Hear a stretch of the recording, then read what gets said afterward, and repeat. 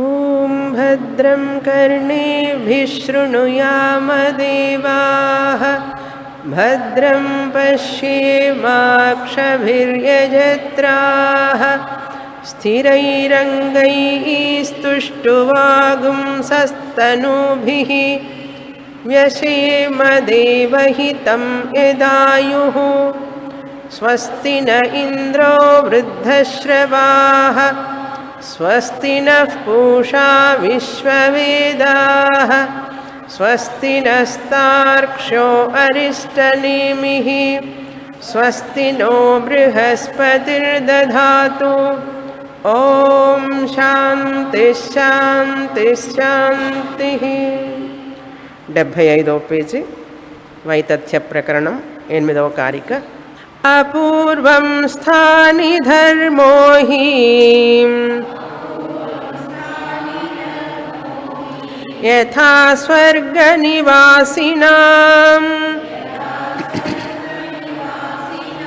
తానయం ప్రేక్షతే గత్వా యథైవేహ సునిశ్చితః వేహ సుశిక్షితః. 2వ అధ్యాయమైనటువంటి వైతథ్య ప్రకరణం చూస్తున్నాం. వైతథ్యం అంటే మిథ్యా అని అర్థం. ఏమిటి మిథ్యా? మిథ్యా అంటే ఏమిటి? అసత్యం అని అర్థం. వైతథ్యం అంటే మిథ్యా, మిథ్యా అంటే అసత్యం. ఏమిటి అసత్యం? ఈ జగత్తు అనేటువంటిది అసత్యం, ఇది సత్యం కాదు. కనపడుతున్నదే కానీ ఇది సత్యం కాదు. కనుక వైతథ్య ప్రకరణం అనేటువంటిది ప్రపంచోపశమాన్ని గురించి మాట్లాడుతోంది. ప్రపంచ ఉపశమం. ప్రపంచం అనేటువంటిది నిజంగా లేదు, ఉన్నట్లుగా కనపడుతున్నది అన్నారు. దానికి గౌడపాదాచార్యుల వారు మన స్వప్నంతో పోల్చారు. మనకు స్వప్నం వస్తుంది, స్వప్నం చూస్తాం, స్వప్నం అనుభవిస్తాం.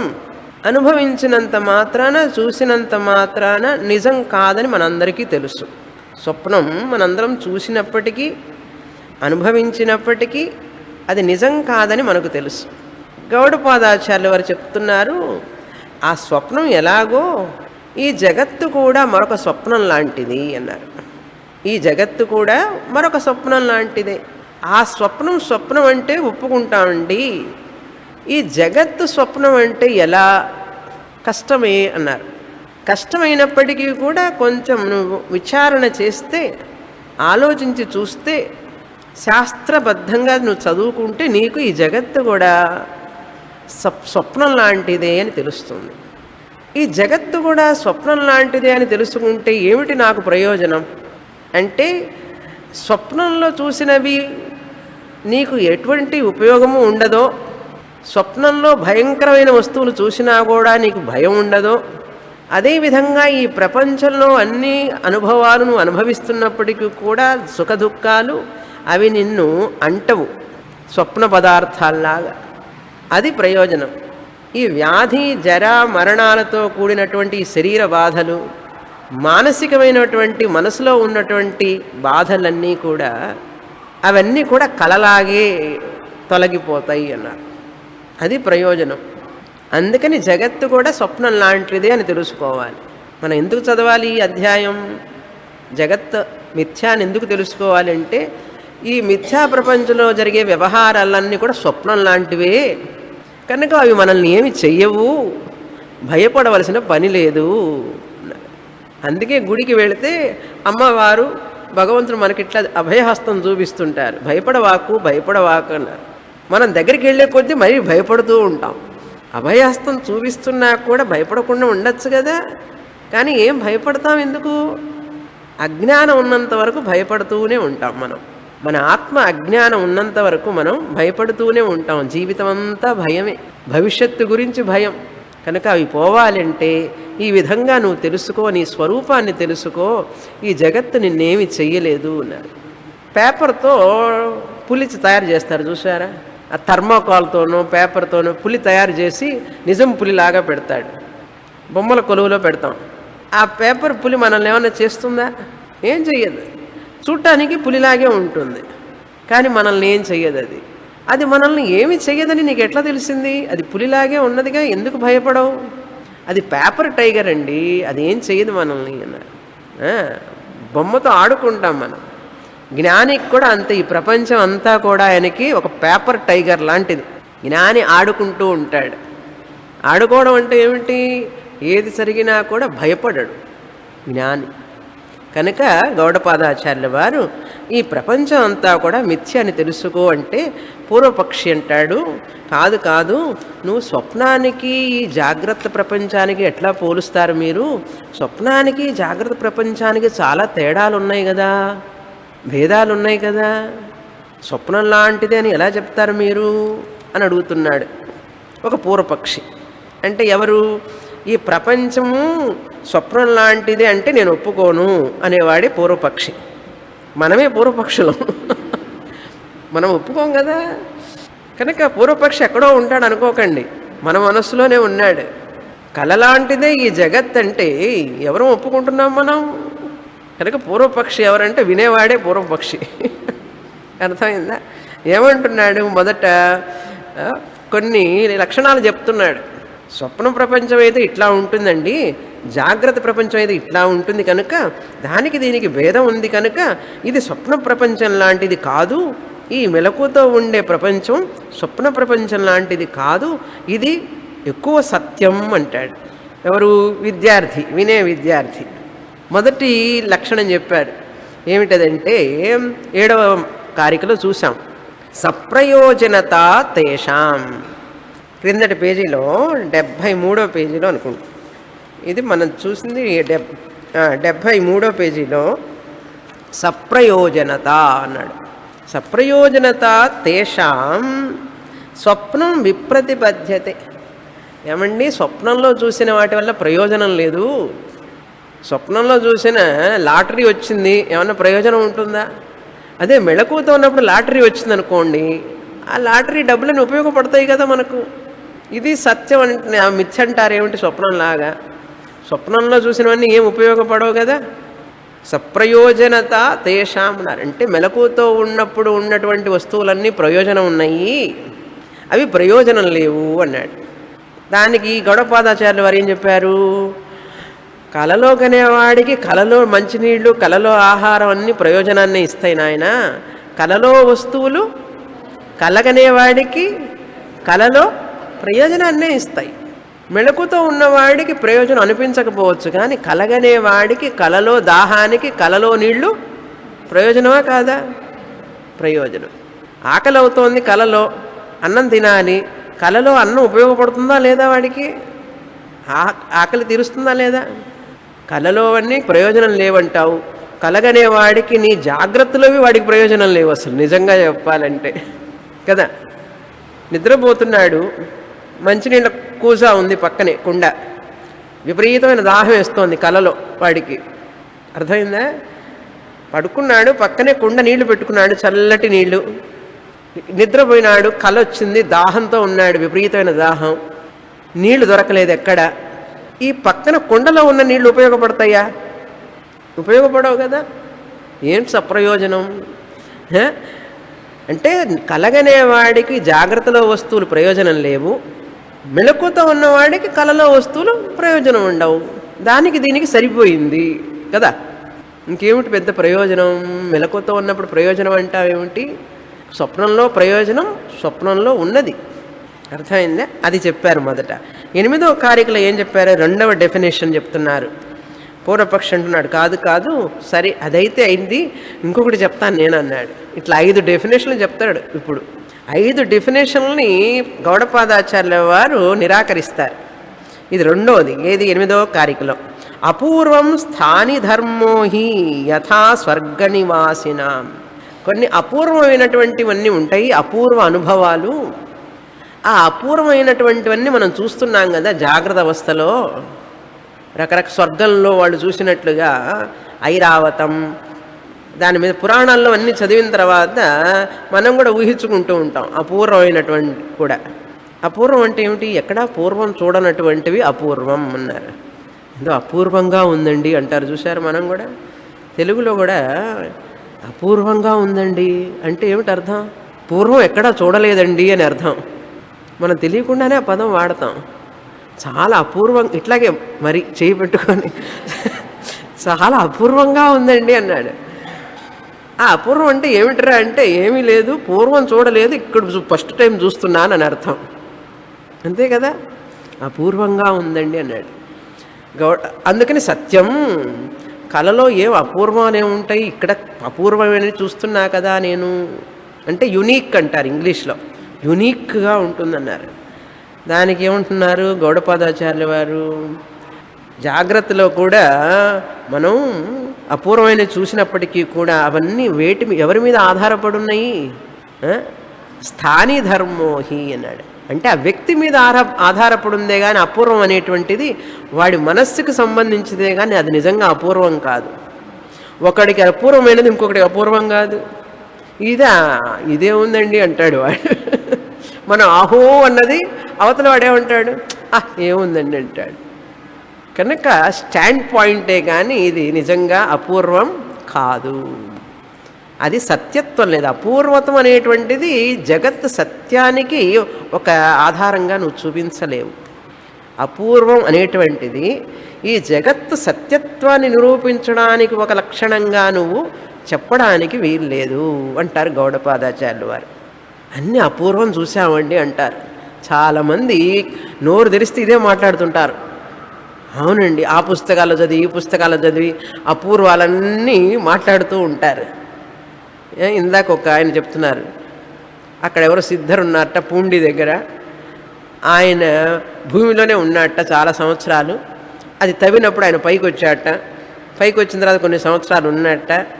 ఉన్న తర్వాత అందరూ పండ్లు ఇస్తూ ఉంటే పండ్లు పూలన్నీ అవన్నీ రూమ్లో విసిరేస్తుండేవాట. ఆయన విసిరేస్తే అవన్నీ రూమ్లోనే ఉండేవిట, చెడిపోయేవి కాదుట. నెలలైనా వారాలైనా కూడా, రేపు వెళ్ళి చూసొస్తారు అందరూ, నెలలైనా వారాలైనా చెడిపోకుండా అట్లాగే ఉంటాయిట. ఆ ఉన్నవే మళ్ళీ అందరికీ వచ్చిన వాళ్ళందరికీ ఇస్తుంటాడట. అపూర్వం కదండి మరి, అపూర్వం. దాన్ని ఆయన చూడటానికి ఇప్పుడు లేరులేండి ఆయన. ఆ స్థలం చూడటానికి పోతుంటారు జనం, ఆయన పేరు మీద ఏదో కట్టారు. ఇట్లాంటివన్నీ అపూర్వం అన్నీ చూడటానికి వెళుతూ ఉంటారు. అపూర్వం అయినంత మాత్రాన సత్యం కావాలని ఎక్కడా లేదు అన్నారు. ఎందుకంటే అది స్థాని ధర్మ. తానయం ప్రేక్షతే గత్వా యథా ఇహ సుశిక్షిత. సుశిక్షిత అంటే ఒక పండితుడు, బాగా చదువుకున్న ఆయన, సుశిక్షితుడు, బాగా చదువుకున్న ఆయన, యథా ఇహ ఈ భూమి మీద కూడా ఫలానా చోటుకి వెళ్ళి తన పాండిత్యాన్ని అంతా చూపుతూ ఉంటాడు. అంటే చాలా గొప్పవాడు, బాగా వెల్ ట్రైన్డ్ అనమాట, సుశిక్షిత. అటువంటి వ్యక్తి ప్రేక్షతే గత్వ, ఆ స్థలాలకు వెళ్ళి అన్నీ చూసి వస్తాడు. ఈ భూమి మీద ఉన్నవాడే వెళ్ళి చూసి వచ్చినంత మాత్రాన అవన్నీ సత్యమైతే అంటావా? అపూర్వమైనంత మాత్రాన సత్యం కావడానికి వీల్లేదు అన్నారు. తర్వాత కారిక చదువుతాం.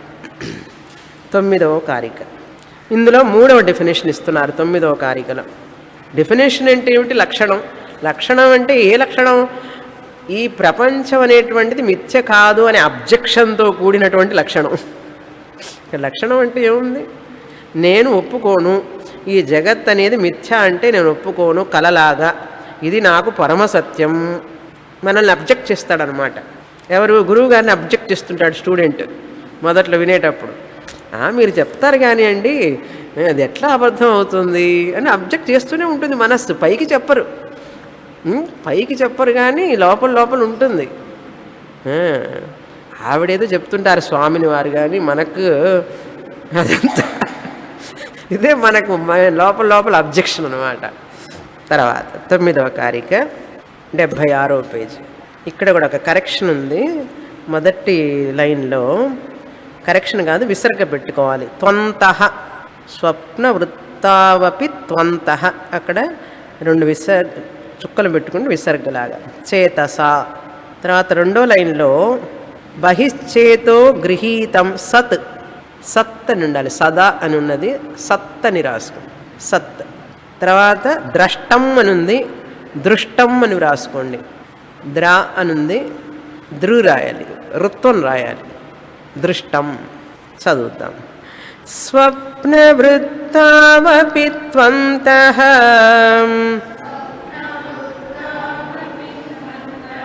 చేతసా కల్పితం త్వసత్ బహిశ్చేతో గృహీతం సత్ దృష్టం వై తథ్యమేతయోః.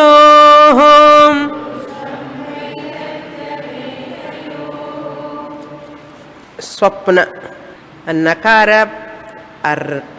ప్రాలా కనపడుతోంది, స్వప్న ఉంది. స్వప్న వృత్తావపి, స్వప్న లేదు, స్వప్న దీర్ఘం అక్కర్లేదు, స్వప్న. మూడవ డెఫినేషన్ అంటే పూర్వపక్షి అయినటువంటి స్టూడెంట్, ఏమండి ఈ జగత్ సత్యం స్వప్నం లాంటిది కాదు. కారణం ఏమిటంటే చెప్తున్నారు, స్వప్నవృత్తామపీతు అంతః. దీని సారాంశం ఏమిటంటే కలలో వచ్చేవన్నీ కూడా లోపల ఉంటాయండి, మన మనస్సులో ఉన్నాయి, మన లోపలే ఉన్నవే కలలో కనపడుతున్నాయి. కళ వచ్చిందనుకోండి, కలలో చూసిన వస్తువులన్నీ బయట నుంచి వస్తున్నాయా? లేదు కదా, మన లోపల నుంచే మనకు బయట ఉన్నట్టుగా కనపడుతున్నాయి. అందుకని అంతః. కానీ జాగ్రత్త ప్రపంచంలో ఏనుగును చూస్తున్నాను, అది బయట ఉందా లోపల ఉందా? బయట ఉన్నది. బహిహి కనుక లోపల ఉన్నవన్నీ అసత్యం అండి, బయట చూసేవన్నీ సత్యం అన్నాడు. కనుక మీరు స్వప్నానికి జాగ్రత్తకి పోల్చకండి అంటున్నాడు. ఏమిటది చూడండి. స్వప్న వృత్తౌ అపి, స్వప్న వృత్తి అంటే అవస్థ, స్వప్న అవస్థలో, స్వప్న వృత్తౌ అపి స్వప్న అవస్థలో కూడా అంతః కల్పితం. అంతః అంటే లోపల, మన మనస్సులోనే అన్నీ కల్పించబడినాయి. మనస్సే కల్పిస్తుంది అన్నిటినీ. ఏనుగు చూస్తుంది, పులులు చూస్తుంది, మనస్సే. ఆలోచనలే కలలో బహిర్గతం అవుతూ ఉంటాయి. కల లోపల మనం కలలో చూసిన వస్తువులన్నీ మనకు బయట ఉన్నాయా లోపల ఉన్నాయా? మనకు లోపల ఉన్నాయి. అదే చెప్తున్నారు స్వప్న అంతః అన్నారు. కల కనేటప్పుడు కలలో వస్తువులన్నీ మన లోపల ఉంటాయి. చేతసా కల్పిత, మన మనస్సు చేత కల్పించబడినాయి అవన్నీ కూడా. ఎవరెవరి మనసు వారి వారి కలలను సృష్టిస్తుంది. ఈ రాత్రికి మీకేం కళలు వస్తాయో మీకు తెలియదు కదా, వచ్చిన తర్వాత తెలుస్తుంది. ఈ రాత్రికి మీకు ఏమేమి కళలు వస్తాయి వచ్చిన తర్వాత తెలుస్తుంది. అది ఒక్కొక్కసారి తెలియదండి, అవి తెలియవు కొన్ని. చేతసా కల్పిత అంతః, అర్థమైంది కదా. మనస్సు చేత కళలన్నీ మనస్సులో లోపల అంతఃకరణలో కల్పించబడినవి అన్నారు. సరే, కనుక అసత్, అందుకని అవన్నీ కూడా నిజం కాదు. అసత్ అంటే ఏమిటి? నిజం కాదు. ఒప్పుకుంటాను నేను, అవన్నీ లోపలే కల్పించబడినాయి మనస్సు చేత, కనుక అవి నిజం కాదు. కానీ ఏమిటి? కానీ ఈ జాగ్రత్త ప్రపంచం బహిహి చేతో గృహీతం. ఈ బయట చూసే వస్తువులన్నీ కూడా మా ఫ్రిడ్జ్ అబద్ధం అంటారా, మా సోఫా సెట్ అబద్ధం అంటారా, మా టీవీ సెట్ అబద్ధం అంటారా, మా ఇంట్లో కుక్క పిల్ల ఉంది అబద్ధం అంటారా? బహిహి గృహీతం, మనస్సు చేత ఇవన్నీ చూడబడుతున్నాయి బయట. అవన్నీ లోపలంటే కల్పించామండి, నేను ఒప్పుకుంటాను. ఇవన్నీ కల్పించలేదే. ఏనుగు, పులి, జంబో సర్కస్ వచ్చిందట, అవన్నీ అబద్ధం, స్వప్నం లాంటివంటే పోయి కలుస్తుంది మనం. జంబో సర్కస్ అక్కడికి వెళ్ళి వాడన్నీ పుల్లు, టైగర్ మాస్టర్ వస్తాడు, రింగ్ మాస్టర్. ఆ రింగ్ మాస్టర్ దగ్గరికి వెళ్ళి మా స్వామిని చెప్పారు, అంత స్వప్నమే అని చెప్పారు, నిజం కాదన్నారు అని చెప్పి ఆ రింగ్ మాస్టర్ రింగులోకి ఒక్కసారికి వెళ్ళండి లోపలికి. ఏమవుతుంది తెలుసా? ఖాళీ అవుతాం మనం. మనం బ్రేక్ఫాస్ట్ అయి కూర్చుంటాం టైగర్కి. అడుగుతున్నాడు, ఏమిటండి మీరు చెప్పేది? ఇది కళ, అది కళ వేరే, ఇది వేరు. కళలో పులి వచ్చింది, నా వెంట పడింది, నన్ను తింటున్నట్టుగా భయపడ్డాను, నేను లేచి కూర్చోన్నాను, బాగానే ఉన్నాను మంచం మీద. అవన్నీ కల్పించబడినాయి. ఇక్కడ కనుక తింటే నేను అవుట్. చెప్పేది వాడు కరెక్ట్గా ఉంది కదా, అబ్జెక్షన్ కరెక్ట్గా ఉంది కదా. అందుకని చేతో గృహీతం బహిః, చేత అంటే మనసు చేత, బయట బహిః అంటే వెలుపల గ్రహించబడిన ఇవన్నీ కూడా. కనుక సత్ ఇవన్నీ సత్యం. కలలో చూసినవన్నీ మనస్సు వల్ల కల్పించబడడం వల్ల అవన్నీ అసత్, సత్యం కాదు. మెలకువతో ఉన్నప్పుడు నేను చూసేవన్నీ కూడా ఇప్పుడు నేను ఇన్ని సెవరులు బంగారం వేసుకున్నానండి, ఇదంతా మిథ్య అంటారా? ఇన్ని బంగారపు గాజులు వేసుకున్నాను, ఇదంతా మిథ్య అంటారా? ఎవరన్నా అడిగి వచ్చి ఇదంతా మిథ్యే కదా, నాకు ఇచ్చేయమంటే ఇచ్చేసేదా? ఒకటే రెండా ఇట్లా ఉదాహరణలు చూసుకుంటే ఇంకెన్నో. అందుకని చాలామంది ఏమండి దేవుడు ఉన్నాడు పూజ చేయమంటే చేస్తాం ఒప్పుకుంటాం, కానీ అంతవరకు పెట్టుకోండి మీ వేదాంతాన్ని. మరి టూ మచ్గా చెప్తే మాత్రం మేము అప్పుడే వాకింటి దగ్గర నుంచి అట్నుంచి వెళ్ళిపోతాం. చాలామంది సైలెంట్గా భగవద్గీతకి మాత్రం వస్తారండి, ఉపనిషత్తుకు రారు తెలుసా. అదంతా మనకు వద్దులేండి అంటారు. ఎందుకంటే ఇవన్నీ అసత్యం అంటామని, నీకున్నటువంటి ఇల్లు అసత్యం అంటాం కదా. అందుకని భగవద్గీతకు మాత్రం వచ్చి ఐఎమ్ హ్యాపీ విత్ భగవద్గీత, ఉపనిషత్తులన్నీ వద్దులేండి మనకెందుకు అంటాడు. ఎందుకంటే అవన్నీ మిథ్య ఉంటుంది ఉపనిషత్తు. కృష్ణ పరమాత్మ ఎక్కడ మిథ్యని చెప్పరు. ఆయన దేవుణ్ణి పూజించు, ఆయన్ని ఆరాధించు, ఆయనకు నువ్వు దాసోహం అయిపో, శరణాగతుడు అయిపో అని చెప్తాడు. చాలా బాగుంటుంది అదైతే. ఇదైతే ఏముంది, నీ ఆస్తి మిథ్య, నీ ఇల్లు మిథ్య. అందుకని ఉపనిషత్తులకి ఎవరు చాలామంది రారు, వచ్చినా అర్థం కాదు. అందుకని ఇక్కడ చెప్తున్నారు, బహి చేతో గృహీతం, బహి వెలుపల మనసు చేత గ్రహింపబడినవన్నీ కూడా సత్ అన్నారు. గౌడపాదాచార్యుల వారు ఒక్క మాటలో తీసేస్తున్నారు, ఏతయోహో వైతథ్యం దృష్టం అన్నారు. ఏతయోహో అంటే ఈ కలలో చూసినవి, మనస్సు చేత కల్పింపబడినవి కలలో లోపల, ఈ మనస్సు చేతనే బయట గ్రహింపబడినవి, ఈ రెండూ కూడా నువ్వు లోపల చూసిన మనసు లోపల, మనస్సు చేత బయట గ్రహింపబడిన ఈ రెండూ కూడా వైతథ్యం, మిథ్యా అన్నాడు. ఇవి సత్యం కాదు. ఎప్పుడు అన్నాడు, దృష్టం. ఎప్పుడైతే తురియ జ్ఞానాన్ని నువ్వు పొందుతావో, తురియ జ్ఞానాన్ని, చతుర్థ పాదమైనటువంటి తురియ జ్ఞానాన్ని నువ్వు పొందుతావో, ఆ తురియ జ్ఞానం దృష్టిలో చూస్తే ఈ బాహ్య ప్రపంచం కూడా మిథ్య. మెలకు ఉన్నవాడి దృష్టిలో చూస్తే కళ మిథ్య, కళ అసత్యం.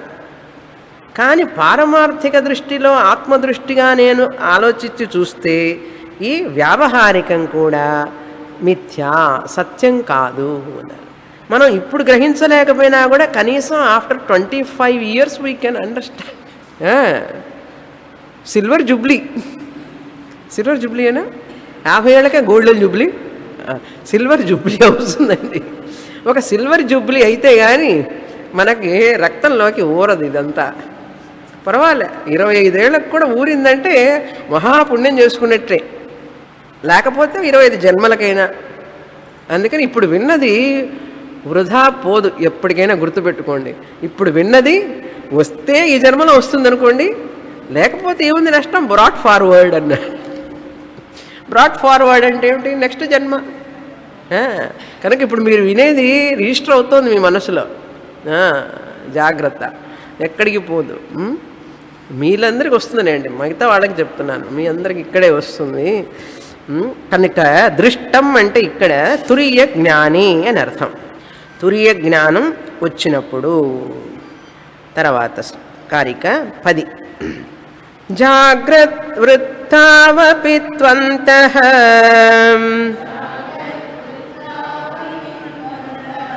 చేతసా కల్పితం త్వసత్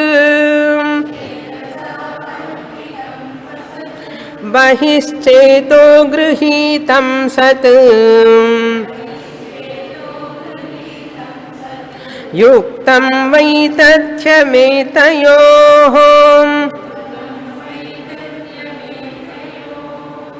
ఇందులో కూడా కొన్ని కరెక్షన్స్ ఉన్నాయి. కరెక్షన్స్ ఏం లేదు, విడిచి రాసుకోవాలి. బహిశ్చేతో గృహీతం సత్ యుక్తం సద్యుక్తం అన్నారు. కలిపి చదివితే సద్యుక్తం. బహిశ్చేతో గృహీతం సత్ ప్లస్ యుక్తం, యుక్తం వైతథ్యం. ఇందులో వేరే డెఫినేషన్ ఏం లేదు. ఇందాక చెప్పిన దాన్ని ఇప్పుడు లాజిక్గా చెప్తున్నారు, ఇంకొంచెం రీఎస్టాబ్లిష్ చేయడం అంటారు, ఎంఫసిస్ చేస్తున్నారు. యుక్తం అంటే ఏమిటి? లాజిక్, రీజన్, హేతు, దృష్టాంతం, ఎగ్జాంపుల్ చెప్తున్నారు ఇక్కడ. ఇందులో జాగ్రత్త సేమ్ సేమ్ కారిక, ముందు చెప్పినదే కారికే, అక్కడ దృష్టం, ఇక్కడ యుక్తం. జాగ్రత్త వృత్తావపితు అంతః, అదే మీనింగ్. అక్కడ స్వప్న దృష్టావపితు అంతః అన్నాడు. స్వప్న దృష్టావపితు అంతః అన్నాడు, స్వప్నంలో లోపల చూస్తే అన్నాడు. ఇక్కడ వీరేం చెప్తున్నారు? జాగ్రత్తలో గనక లోపల కూడా చూస్తాం కదా, మనసులో ఊహించుకుంటాం కదండి. జాగ్రత్తలో చాలా ముఖ్యమైన కారిక ఇది. ఇది కొంచెం అర్థం చేసుకోవడానికి మనం అటెంటివ్గా కూర్చోవాలి, నిటారుగా. ఏం చెప్తున్నారో తెలుసా? కలలో చూసేవన్నీ మనస్సులో లోపల కల్పింపబడుతున్నాయి అన్నావు నువ్వు, కనుక అది అసత్యం అంటున్నావు. జాగ్రత్తలో బయట చూసేవన్నీ నిజం అని చెప్పి అంటున్నావు. గౌడపాదాచార్య వారు అడుగుతున్నారు వాడిని, బయట చూసేవన్నీ జాగ్రత్త వ్యవస్థలో మెలకువతో, జాగ్రత్త అంటే తెలుసు కదా, మెలకువ, మెలకువతో ఉన్నప్పుడు చూసేవన్నీ బయట చూస్తున్నాను, అవి సత్యం అంటున్నావు. నేను అడుగుతాను, మెలకువతో ఉన్నప్పుడు కూడా కొన్ని వస్తువులు నీ మనసులో చూస్తావు తెలుసా? నీకు మనస్సులోనే ఊహించుకుంటావు. భూమి కొన్నాడు, ఇంకా ఇల్లే కట్టలేదు, ఇల్లు ఊహించుకుంటున్నాడు. ఇల్లు కట్టలేదండి, ఇంకా ఇల్లంతా ఊహించుకుంటున్నాడు. ఫలానా చోట కిచెన్ ఉండాలి, ఫలానా చోట డ్రాయింగ్ రూమ్, ఫలానా చోట green room, 2 floors, garden, front, car parking, అన్నీ ఎక్కడున్నాయ్యా? అవన్నీ బయట ఉన్నాయా, లోపల ఉందా? నువ్వు జాగ్రత్త అవస్థలో ఉన్నావా లేదా ఇప్పుడు? కనుక అవి లోపల ఉన్నంత మాత్రాన అబద్ధం అని చెప్పాను అంటావా? ఇప్పుడు ఇప్పుడు లోపలే కదా ఉన్నాయి, ఇవి మెలుకుతూనే ఉన్నారు కదండి. ఇప్పుడు పెళ్ళి కాబోయే అమ్మాయి భర్త ఎలా ఉండాలని ఊహించుకుంటుంది. ఊహించుకునే భర్త బయట ఉన్నాడా, లోపల ఉన్నాడా? మీరు కూడా ఊహించుకునే ఉంటారు కదా. పెళ్ళి కాకముందు అబ్బాయి కూడా ఊహించుకుంటాడు, అమ్మాయి ఇలా ఉండాలి, అలా ఉండాలని. ఆ ఊహించుకున్నటువంటి వుడ్ బి లోపల ఉన్నాడా, బయట ఉన్నాడా? లోపలే. కనుక లోపల ఉన్నావు. అది స్వప్నావస్థ, జాగ్రత్త అవస్థ. మెళకుతో ఉన్నప్పుడు ఊహిస్తున్నావా, నిద్రపోయినప్పుడు ఊహించావా? మెళకుతో ఉన్నప్పుడే. ఒక ఊహ, 2 ఊహలండి. మనోరాజ్యానికి దానికి ఇంకా ఆనకట్టలే ఉండవు కదా, ఎన్ని ఊహించుకుంటాం? మనవడు పుట్టాడు, పాకుతూ ఉన్నాడట, ఇంకా పెళ్ళి కాలేదు అబ్బాయికి. అబ్బాయికి పెళ్ళి కాలేదు. అబ్బాయికి పెళ్ళయ్యి కోడలు వచ్చి పిల్లలు పుట్టిన తర్వాత మనవడు పాకుతూ పాకుతూ వచ్చి ఈయన కాళ్ళ మీద, తొడ మీద కూర్చున్నాడు, ఊహించుకుంటున్నాడు. ఎందుకంటే తాతయ్య కావాలని ఒకటే ఆశ ఆయనకి, ఊహించుకుంటున్నాడు. ఆ ఊహించుకున్న మనవడు లోపల ఉన్నాడా, బయట ఉన్నాడా? లోపల ఉన్నాడు. అప్పుడు మెలకువతో ఉన్నప్పుడే కదా జరుగుతోంది. కనుక ఆ మెలకువతో ఉన్నప్పుడు మనసులో ఊహించినవన్నీ కూడా సత్యమా, అసత్యమా? అసత్యం. అవునా? అదే చెప్తున్నారు చూడండి. జాగ్రత్త వృత్తావపితు అంతః. జాగ్రత్త సమయంలో, వృత్తి అంటే అవస్థ, జాగ్రత్త అవస్థలో అంతః చేతసా కల్పితం తు అసత్. మనస్సు చేత కల్పింపబడినవన్నీ కూడా అసత్తే కదా, సత్తు కాదు కదా, నిజం కాదు కదా. మా అబ్బాయి పాస్ అయినట్లు, ఐఐటిలో చేరినట్టు, ఉద్యోగం వచ్చినట్టు, వాడు కమిషనర్ అయినట్టు, ఇవన్నీ నీకు ఊహిస్తున్నావు. అవన్నీ సత్యమా? సత్యం కాదు కదా. కనుక సత్యం కానటువంటివన్నీ కూడా మెలుకుతో ఉన్నప్పుడు కూడా వస్తున్నాయా లేదా నీకు? కనుక మనస్సులో కల్పించినంత మాత్రాన అది నిద్రలో మాత్రమే అనవాకు, కలలో మాత్రమే. మెలకుతో ఉన్నప్పుడు కూడా ఇదొక కళ, బయట అవి నిద్రపోయేటప్పుడు కళలో ఉన్నవి లోపల ఉన్న కళ అది. ఇది మెలకుతో ఉన్నప్పుడు కళ, పగటి కళ. అబ్బా, అది మీకు చెప్పాలా? డే డ్రీమింగ్ అంటారు చూసారా, డే డ్రీమింగ్, పగటి కళ. మరే ఆ క్యాజిల్స్ ఇన్ ద ఎయిర్, ఆ కథ తెలుసు కదా మీకు. వాడు ఇట్లాగే నిద్రపోతూ కుండలు చేసేవాడా, గాజు పాత్ర సామానాన్ని పక్కన పెట్టుకొని నిద్రపోతూ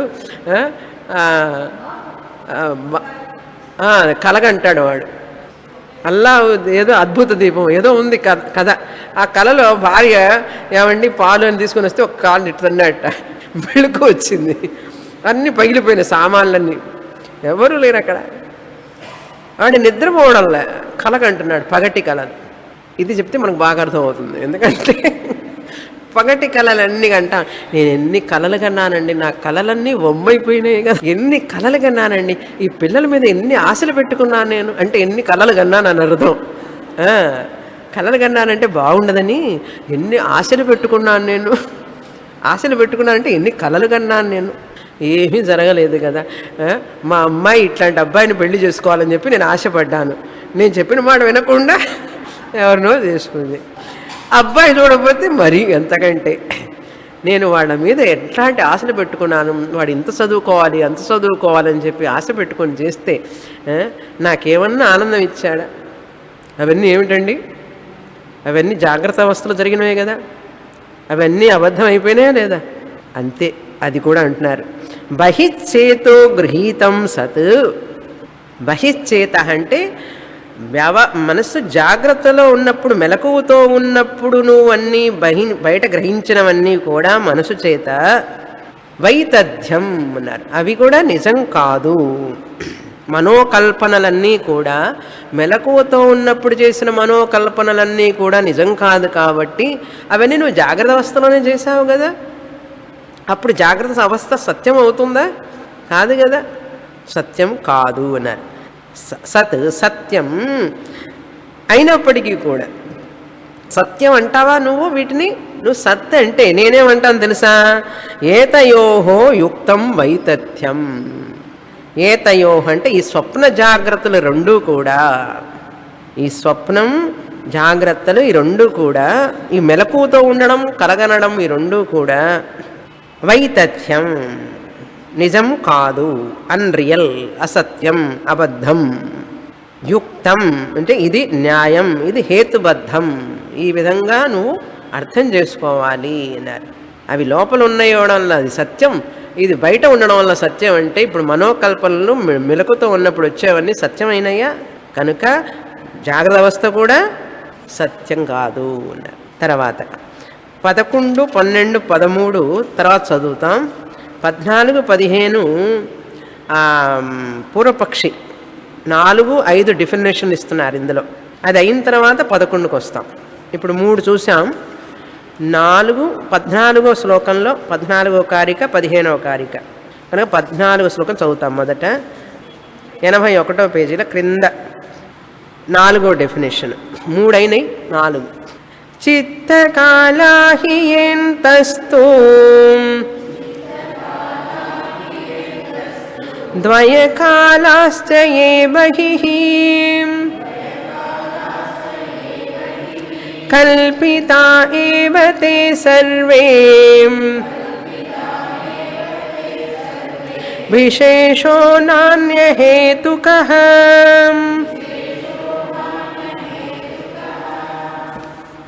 నాలుగో డెఫినేషన్ ఏంటంటే చిత్తకాలం ద్వయకాలం అని రెండు. ఇది కొంచెం కష్టం ఈ కారిక, కానీ జస్ట్ సారాంశం చెప్పి తర్వాత శ్లోకం కారిక చూస్తాం. చిత్తకాలం ద్వయకాలం అంటే, ఇప్పుడు ద్వయకాలం అంటే ఏమిటంటే మనకు మెలకువతో ఉన్నప్పుడు 2 కాలాలు ఉన్నాయి. 2 కాలాలు ఏమిటో తెలుసా? అంటే ఇక్కడ టైం అని కాదు, కాలం అంటే. ద్వయకాలం అంటే కాలం అంటే టైం కాదు, ఇక్కడ అవస్థలు. ఏమిటంటే మనం ఒకటి చూస్తాం, కారు చూస్తాం బయట, ఓకే, చూసిన తర్వాత మళ్ళీ మనం లోపల ఉంటాం. అంటే ఫలాన్ని చూస్తాం మొదట, ప్రత్యక్ష అనుభవం. తర్వాత మళ్ళీ ఏం చేస్తాం? గుర్తు చేసుకుంటాం, ప్రత్యభిజ్ఞ అంటాం. ప్రత్యభిజ్ఞ అంటాం. పోయినసారి చెప్పానా దేవదత్తుడు విష్ణుదత్తుడు చెప్పానా? Soyam Devadatta. Last week class గుర్తు చేసుకోండి. ఆ దేవదత్తుడే ఈ దేవదత్తుడు అన్నాం. ఆ దేవదత్తుడిని అప్పుడు చూశాను, ఇప్పుడు అతన్నే చూస్తున్నాను అన్నాడు. అప్పుడు చూసినప్పుడే ప్రత్యక్ష అనుభవం. అప్పుడు చూసినప్పుడు ప్రత్యక్ష అనుభవం ఎప్పుడు? కుంభకోణంలో. కుంభకోణం ఏదో చెప్పాను. కుంభకోణంలో చూసినప్పుడు ప్రత్యక్షంగా స్కూల్లో చూశాను వాడిని, ఒకే బెంచ్ మీద కూర్చునేవాడం పక్క పక్కన. దాన్ని ప్రత్యక్ష అనుభవం అంటారు. ఇప్పుడు చూస్తున్నాను మద్రాసులో 40 ఏళ్ల తర్వాత, గుర్తు చేసుకుంటున్నాను వాడే వీడు అని. వాడే వీడు అన్నప్పుడు ఏమిటిది? ప్రత్యభిజ్ఞ. రికాగ్నిషన్ అంటారు. అది కాగ్నిషన్ అయితే ఇది రీకాగ్నిషన్. అది కాగ్నిషన్ అంటే ఏమిటి? జ్ఞానం. వాడు దేవదత్తుడు, ఆ దేవదత్తుడే ఈ దేవదత్తుడు అంటే ఏమిటి? జ్ఞాపకం చేసుకోవడం. ప్రత్యభిజ్ఞ అది ప్రత్యక్ష అనుభవం. అది ప్రత్యక్ష అనుభవం. అందుకని రెండు అనుభవాలు అన్నమాట. ప్రత్యక్ష అనుభవం, అనుభవకాల అనుభవం. అనుభవకాలం అనేది ప్రత్యక్షం. ప్రత్యభిజ్ఞ అనేటువంటిది ఇప్పుడు. అనుభవకాలం పాస్ట్, 40 ఏళ్లకు ముందు. Past tense, present tense. అంటే ఎప్పుడో జరిగిపోయినది, సంవత్సరాల క్రిందటిది కూడా ఇప్పుడు నేను చూస్తున్నాను కనుక ద్వయకాలం. ఆ కాలం అంటే ఇక్కడ అది కూడా తీసుకోవచ్చు. ద్వయకాలం అంటే రెండు చిత్తాలండి, రెండు. అప్పుడు నా మనసు వాడిని చూసింది, తెలుసుకున్నది. ఇప్పుడు వాడిని చూస్తున్నది, తెలుసుకున్నది. Past and present. భూతకాలంలో దేవదత్తుడు, వర్తమాన కాలంలో దేవదత్తుడు. ఇది ప్రత్యభిజ్ఞ, అది ప్రత్యక్ష అనుభవం. రెండు ఉన్నాయా లేదా? మనమే ఎంతోమందిని మన పాత స్నేహితులను చూసి నువ్వా, అదే ఎక్కడో చూసినట్టుగా ఉంది అన్నాడు. ఎక్కడో చూసినట్టుగా ఉంది అంటే ప్రత్యభిజ్ఞ అని అర్థం. ఎక్కడో అనేది ప్రత్యక్షం, ప్రత్యక్ష అనుభవం. ప్రత్యక్ష అనుభవం ఇప్పుడు అనుభవం. ఈ అనుభవాన్ని ప్రత్యభిజ్ఞ అంటాం.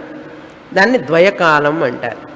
కానీ కళలో ఏమండి, కళలో మనం ఒకటి చూస్తాం.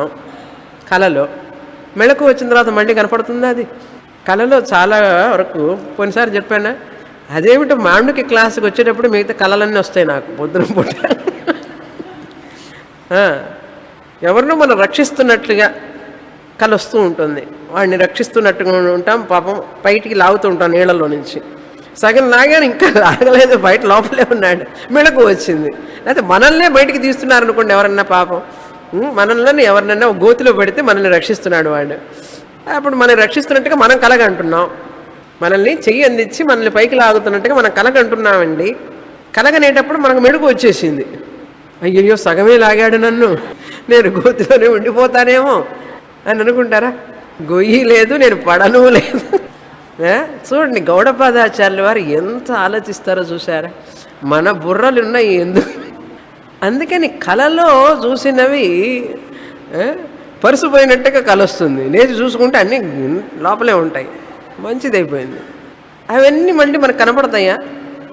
అక్కడ ప్రత్యక్ష అనుభవం కళలో. తర్వాత ప్రత్యభిజ్ఞ అనేది ఏమైనా ఉందా? మెడకు వచ్చిన తర్వాత ఆ మనిషి ఏమైనా మన దగ్గరికి వస్తాడా? అది ఒకసారి చెప్పారు ఇక్కడే మొదటి కారికలో. మళ్ళీ ఇప్పుడు గుర్తు చేస్తున్నారు చూడండి. ఇప్పుడు చిత్తకాలం అదంటే ఏమిటి? అందులో ప్రత్యక్ష అనుభవమే కానీ కళలో ప్రత్యభిజ్ఞ రాదు, ప్రత్యభిజ్ఞ ఉండదు. డ్రీమ్ గర్ల్ని చూశాడు, డ్రీమ్ గర్ల్ అమ్మాయిని కళలో చూశాడు.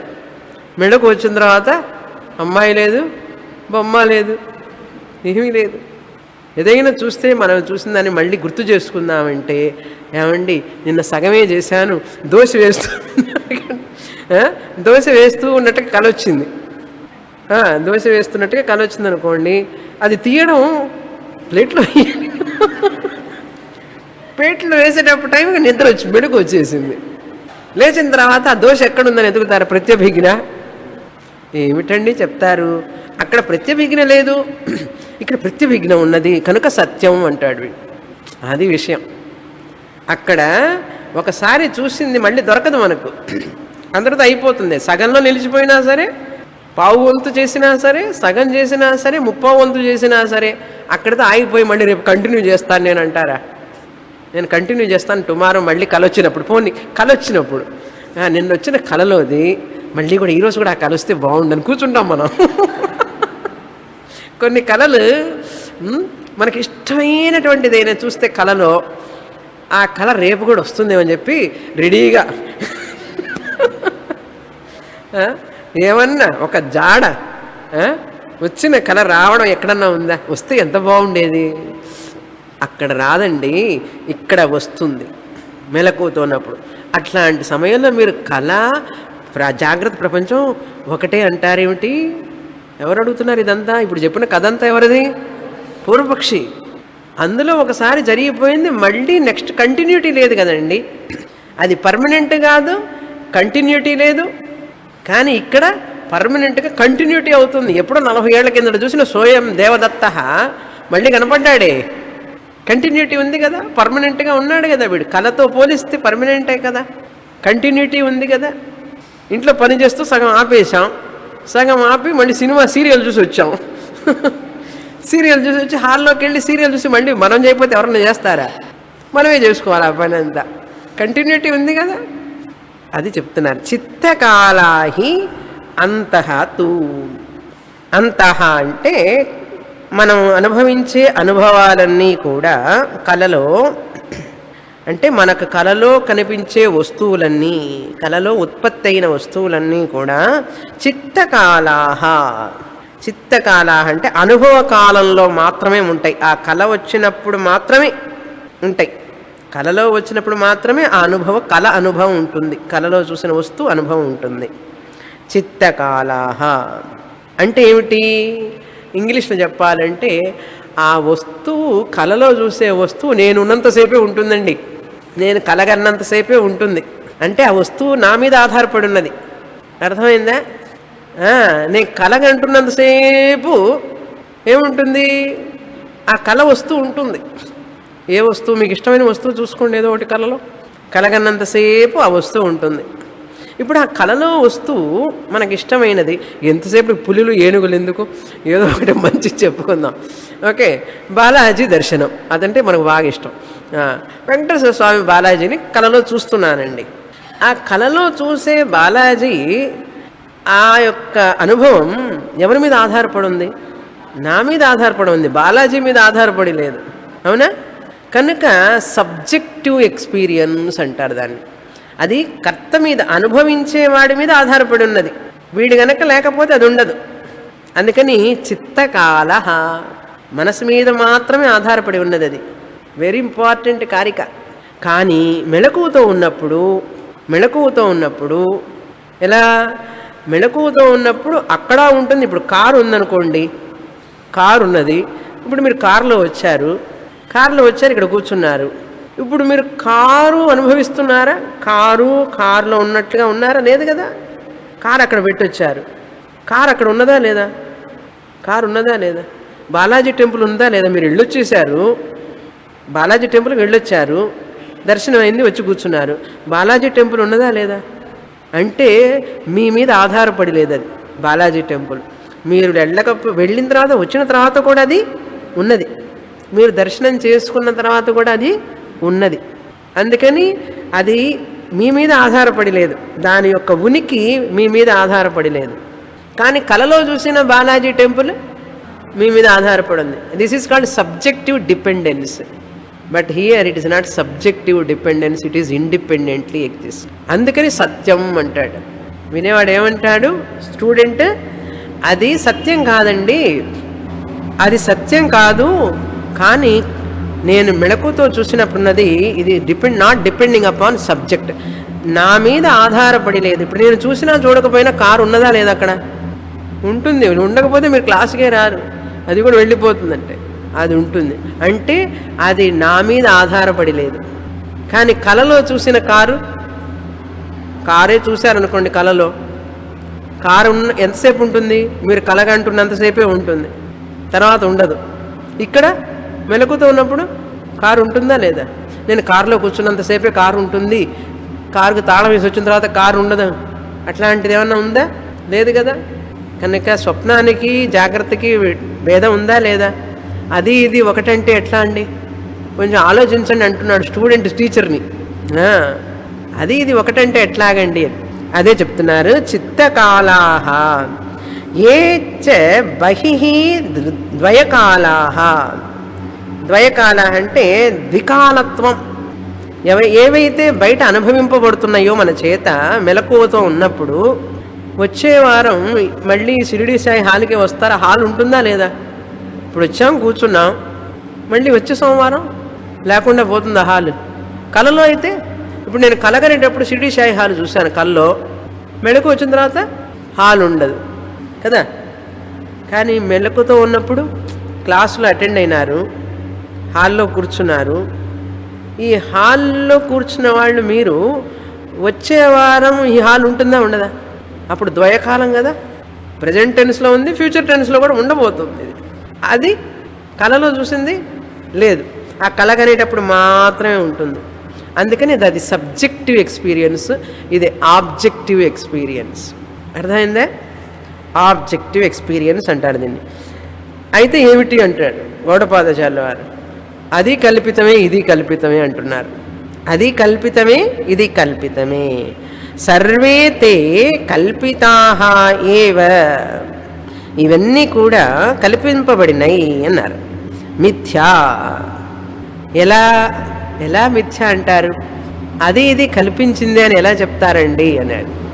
ఎలాగంటే కలకన్నారు, కలలో మనం కల్పించుకున్నాం, వస్తువులన్నీ మనమే కల్పించుకున్నాం మనస్సు ద్వారా, లేనివన్నీ కల్పించుకున్నాం. అవి మనమే కల్పించుకున్నాము అని ఎప్పుడండి చెప్తారు మీరు? మెలకు వచ్చిన తర్వాతనే కదా. కలలో ఉన్నవాడికి కలలో ఉన్నప్పుడు కలలో కనిపించేవన్నీ అబద్ధమా? కలలో ఉన్నవాడికి కల కనేటప్పుడు కలలో కనిపించేటటువంటివన్నీ అబద్ధమా సత్యమా? పెద్దగా చెప్పండి. అబ్బా, సత్యం. కలలో ఉన్నవాడికి కల కనేటప్పుడు కలలో చూసేవన్నీ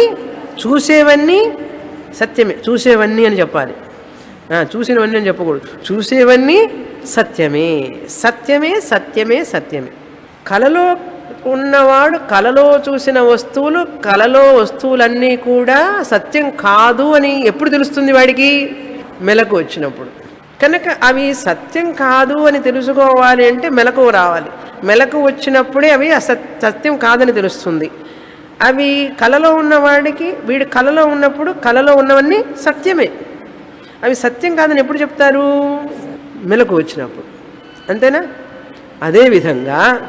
అదేవిధంగా ఈ మెలకువతో ఉన్నప్పుడు చూసేవన్నీ మెలకువతో ఉన్నవాడికి సత్యమే. మెలకువలో ఉన్నప్పుడు చూసేవన్నీ మెలకువతో ఉన్నవాడికి అవన్నీ కూడా సత్యమే. ఇప్పుడు అందరం మనం మెలకువతో ఉన్నామా లేదా? మనం మెలకువతో ఉండి అన్నీ చూస్తున్నామా లేదా? ఈ పుష్పం మెలకువతో ఉండి చూస్తున్నారా లేదా? ఇప్పుడు ఇది సత్యమే, చూసేవన్నీ సత్యమే. అబ్బాయి సత్యం, అమ్మాయి సత్యం, కూతురు, కొడుకు, భార్య, భర్త అందరూ సత్యమే. ఎప్పుడు? మేల్కొన్న స్థితిలో ఉన్నంతసేపు. మెలకువ అంటే ఏమిటి? జాగ్రత్త అవస్థలో విశ్వడిగా ఉన్నంతసేపు ఇవన్నీ సత్యం. తైజస్సుడిగా ఉన్నంతసేపు అవన్నీ సత్యం. తైజస్సుడు అంటే తెలుసు కదా, ద్వితీయ పాద స్వప్నస్థాన. డ్రీమర్కి డ్రీమ్ అంతా రియల్ అండి, వేకర్కి వేకింగ్ అంతా రియల్. వేకింగ్ అంతా అన్రియల్ అయ్యేది ఎవరికి తెలుసా? చతుర్థ పాద తురీయం నాంతఃప్రజ్ఞం న బహిష్ప్రజ్ఞం.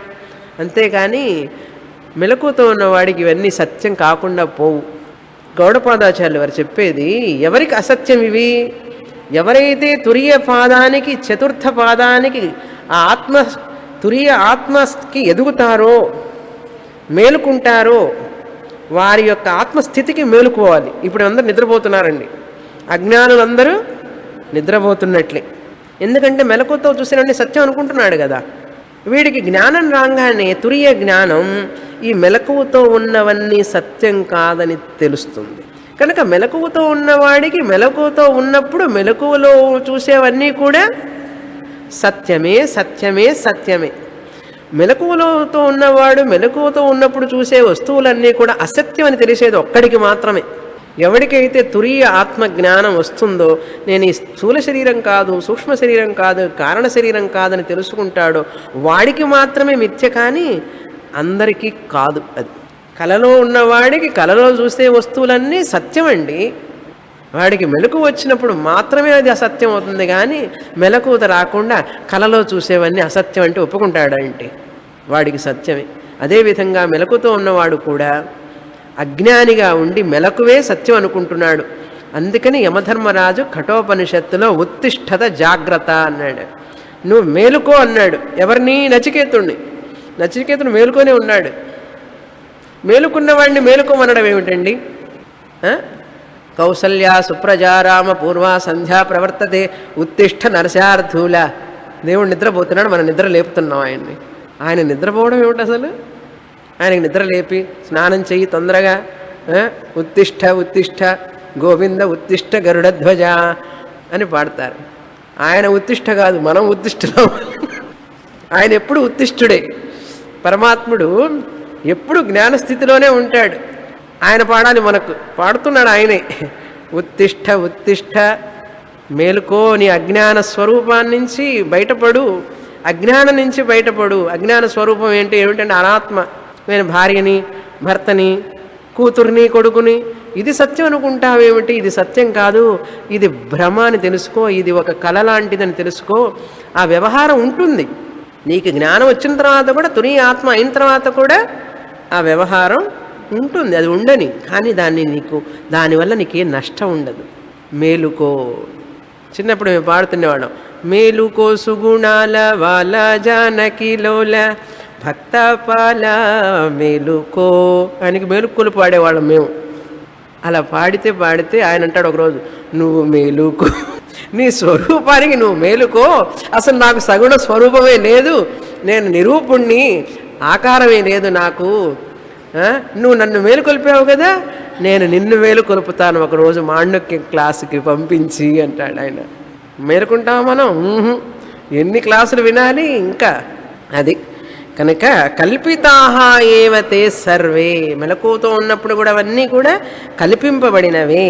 అవన్నీ కూడా మిథ్యా అన్య హేతుక న అన్య హేతుక. ఇంకా వేరే దీనికి చెప్పవలసినటువంటి కారణాలు ఏం అవసరం లేదు.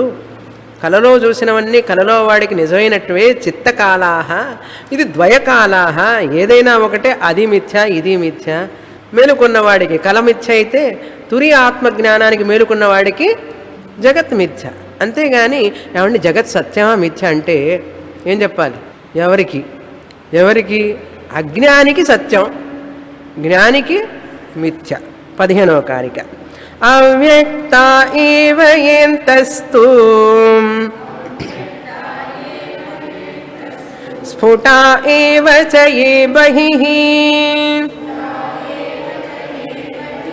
కల్పితా ఏవ తే సర్వే విశేషస్త్వింద్రియాంతరే. 5వ డెఫినేషన్ చెప్తున్నారు, చివరిది. ఏమిటది?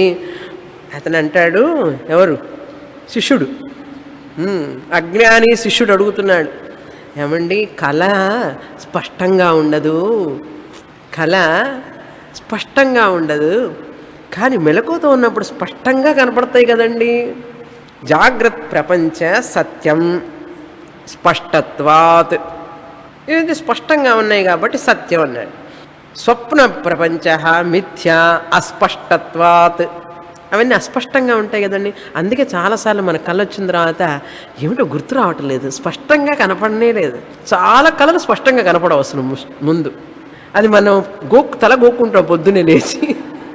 అది ఇష్టమైంది అయితేనే గోక్కుంటామండి తల, లేకపోతే ఆహమో జ్ఞాపకం కూడా చేసుకోం. అది ఇష్టమైన కళ అయితే మరి కూర్చోనల్లా ఆలోచిస్తాం, ఏమిటబ్బా ఇది ఏమిటంటే అది అస్పష్టమండి, ఇది స్పష్టంగా ఉంది కనుక అవి స్పష్టం కాదు కనుక అసత్యం, ఇది స్పష్టం కనుక సత్యం అన్నాడు. స్పష్టమైనంత మాత్రం సత్యం కావాలని లేదు అన్నారు. కల్పితాః ఏవతే సర్వే విశేషః తు ఇంద్రియాంతరే. ఏమిటి స్పష్టం అంటావు? అక్కడ ఇంద్రియాలన్నీ లేవు, కళ్ళు, చెవులు, ముక్కు, కాళ్ళు ఇవన్నీ పనిచేయడం లేదు కనుక స్పష్టంగా లేదు. ఇక్కడేంటి? కళ్ళు పనిచేస్తున్నాయి, చెవులు పనిచేస్తున్నాయి, ఇంద్రియాంతరే అంటే వేరే ఇంద్రియాలన్నీ పనిచేస్తున్నాయి. అక్కడ ఒక మనసు మాత్రమే ప్రొజెక్ట్ చేస్తుంది, ఇంకే ఇంద్రియం పనిచేయడం లేదు. ఇక్కడ మాత్రం అన్ని ఇంద్రియాలు, ఒకటే రెండా 10 ఇంద్రియాలు పనిచేస్తున్నాయి. కాళ్ళు, చేతులు, కళ్ళు, ముక్కు, నోరు, తల ఇవన్నీ కూడా పనిచేస్తున్నాయి కనుక స్పష్టంగా కనపడుతుంది నాయన. అక్కడ ఇంద్రియాలు పనిచేయవు కనుక స్పష్టం ఉండదు.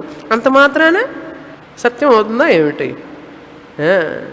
తర్వాత చూస్తాం. పూర్ణమదః పూర్ణమిదం పూర్ణాత్ పూర్ణముదచ్యతే పూర్ణస్య పూర్ణమాదాయ పూర్ణమేవావశిష్యతే. ఓం శాంతి శాంతి శాంతి. హరి ఓం. శ్రీ గురుభ్యో నమః. హరి ఓం.